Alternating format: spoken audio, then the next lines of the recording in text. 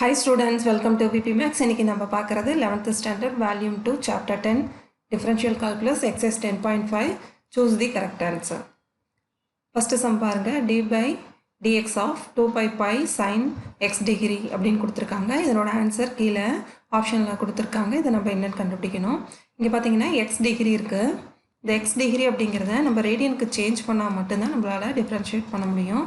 So x degreeங்கிறது pi by 180 into x டிகிரியில் இருக்கிறது ரேடியனுக்கு நம்ம சேஞ்ச் பண்ணணும் இந்த மாதிரி. ஸோ இங்கே கொஷின் ஃபஸ்ட் எடுத்து எழுதிக்கலாம். d by dx of 2 by pi into sin of x டிகிரிக்கு பதிலாக pi by 180 into x போட்டுக்கலாம். இப்போ இதை டிஃபரன்ஷியேட் பண்ணலாம். 2 by piங்கிறது கான்ஸ்டன்ட், ஸோ அதை அப்படியே வச்சுக்கலாம். சைனை டிஃபரன்ஷியேட் பண்ணுறப்ப நம்மளுக்கு கிடைக்கிறது cos pi by 180 into x நம்மளுக்கு கிடைக்கும். எகெயின் உள்ளே இருக்க டேர்ம்ஸை நம்ம டிஃபரன்ஷியேட் பண்ணணும். இப்போ நம்மளுக்கு கிடைக்கிறது pi by 180 மட்டும் கிடைக்கும். இப்போ எந்தெந்த டேர்மை கேன்சல் பண்ண முடியும் பார்க்கலாம். pi by கேன்சல் பண்ணிடலாம். இந்த 2வையும் 180யும் கேன்சல் பண்ணால் நம்மளுக்கு 90 கிடைக்கும். இப்போ இங்கே இருக்க 1 by 90 into cos pi by 180 into x நம்மளுக்கு கிடைக்கும்.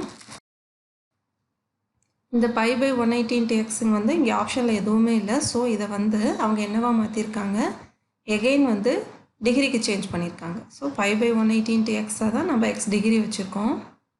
ஸோ இதனோட answer 1 by 90 into cos x degree. இந்த வேல்யூ எங்கே இருக்குன்னு பாருங்கள், செகண்ட் ஆப்ஷனில் இருக்குது. ஸோ செகண்ட் ஆப்ஷன் நம்ம டிக் பண்ணிக்கலாம். Next question number 2. If y equal to f of x squared plus 2 and f dash of 3 equal to 5 then dy by dx at x equal to 1 is அப்படின்னு கொடுத்துருக்காங்க. இப்போ இங்கே y கொடுத்துருக்காங்க. நம்ம அதை first dy by dx கண்டுபிடிக்கலாம். y equal to f of x squared plus 2 dy by dx differentiate பண்ணலாம். இதை பண்ணுறப்போ நம்மளுக்கு கிடைக்கிறது f dash of x squared plus 2 கிடைக்கும்.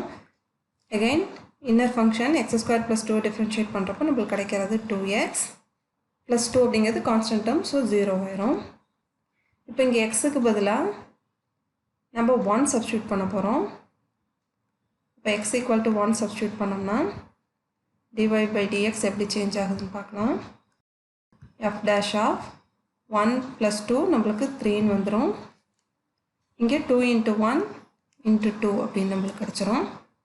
இப்போ இந்த f dash of 3க்கு இங்கே 5 வேல்யூ கொடுத்துருக்காங்க.